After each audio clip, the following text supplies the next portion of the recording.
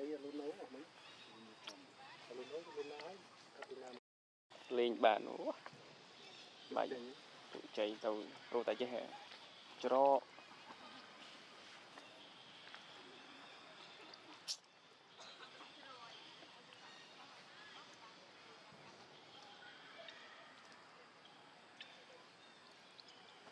chết mua mua này số thòn này là hàng việc lên thời gian mới là đi đông thì phải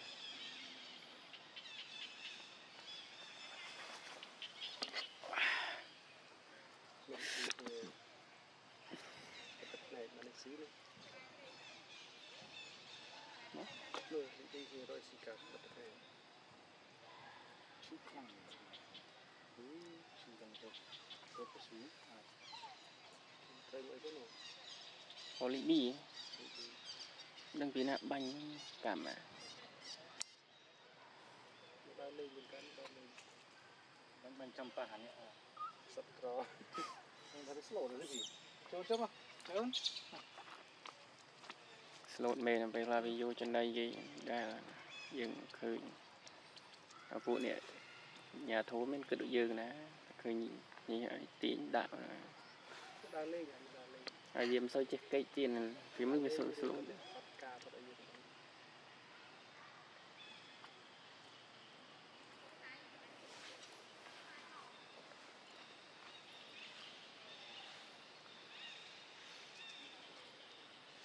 ไก่จะปนมวยไก่ไก่แล้วพี่จะมีจะเปลี่ยนเชือก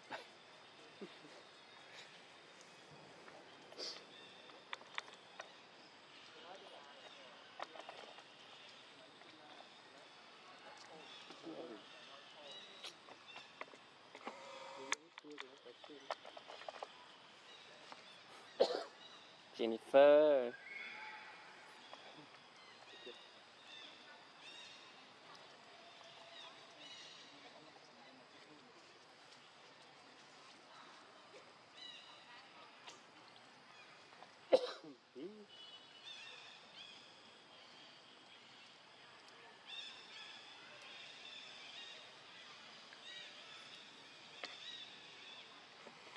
mà muốn chụp với tay một thoát thức